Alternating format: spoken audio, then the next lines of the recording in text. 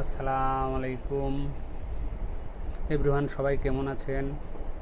আমি আজকে ব্যতিক্রম একটু ভিডিও তৈরি করব। সেটা হলো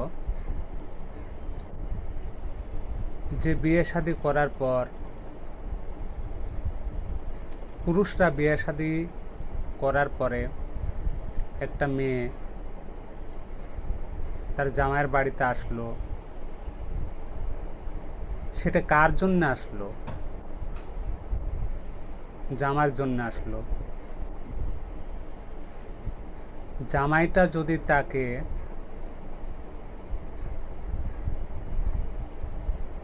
দেখতে না পারে, অন্য কেউ কি দেখতে পারবে? সে জামাইটা যদি অন্যের কথা শুনে, অন্যের কান ভাঙ্গানি শুনে, আসলে তো এটা ঠিক না। ঠিক হলো যে আসলে জিনিসটা জাস্টিফাই করবে যে অপর মানুষ আসলে আমার কথাগুলো ঠিক বলছে কিনা। এটা জিনিসটা জাস্টিফাই করতে হবে।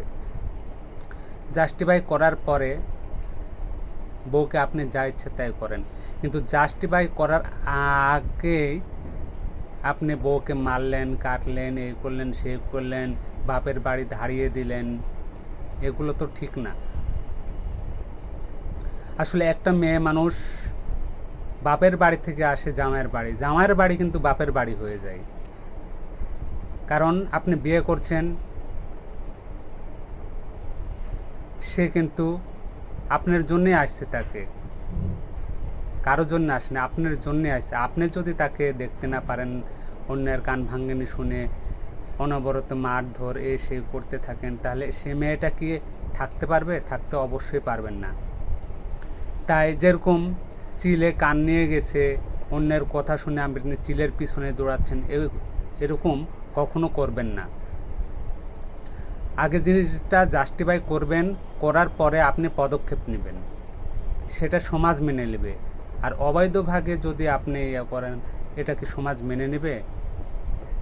আমি তো একটু লং ভিডিওটা হয়ে গেল, আমি এ পর্যন্তই শেষ করছি।